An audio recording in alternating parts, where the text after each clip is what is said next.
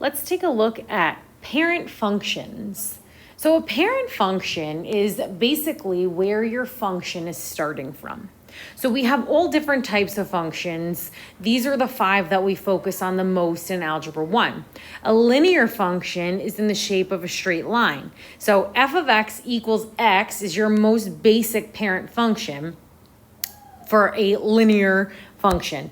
You often see it as y equals mx plus b. That's your linear, because as we make changes, the slope changes and the y-intercept changes, creating different types of lines. The next one we have is a quadratic, which is that U-shaped function. When you look in the table, you'll notice the symmetry because it curves and comes right back down.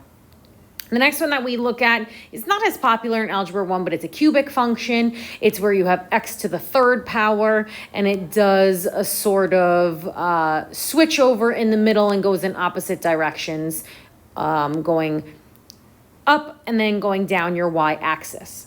Then we have our square root function, and that's just where you have the square root of x, but then we can make some adjustments to it. And our last one is our absolute value function.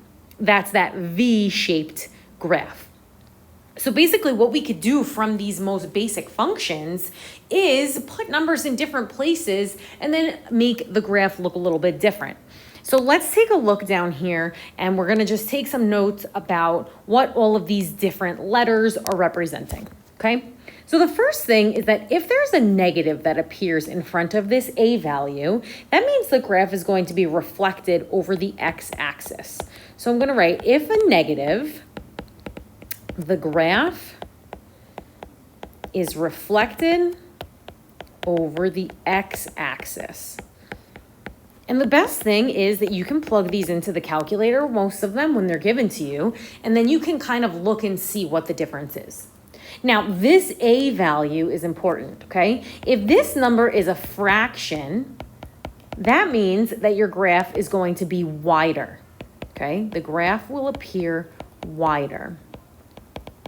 And that is kind of unexpected. You might think because a fraction is a smaller value, but it is actually going to be making your picture look a little bit wider. So it's being stretched horizontally. If the number is greater than 1, okay, so 2, 3, 4, 5, even a decimal value, okay, the graph is going to appear narrower. Okay, the graph will be narrower, and that's because it's being stretched vertically. Okay, now we take a look at what's happening inside of the symbols. Okay, so these symbols can be parentheses, as you see. It can be the absolute value bars, as we saw in a previous parent function. It could be the square root symbol. Okay, anything that's happening within those symbols, 2 things. Number 1, if there's a minus sign or if it's a negative, that means we're going to move to the right that number of units. So if it says -5, we're going to be moving to the right 5 units. If that number is positive, what do you think will happen? We're going to move to the left.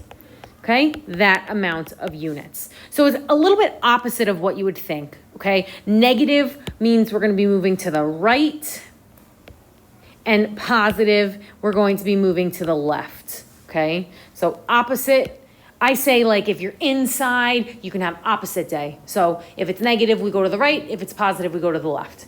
Versus the number that's outside the parentheses, okay? I think like, okay, if we're outside in the world, we have to follow all the directions. So if it's going to be positive, that means we're going to move up. And if it's negative, we're going to go down. Okay, so sometimes I like to come up with little tricks that, are silly, but can help you remember the difference between all of the movements, okay? If you're ever stuck, you can throw an example in the calculator to really just look, even if it's not the exact same numbers, just to see the pattern and notice what is happening. All right, so in another video, we'll take a look at some more specific examples.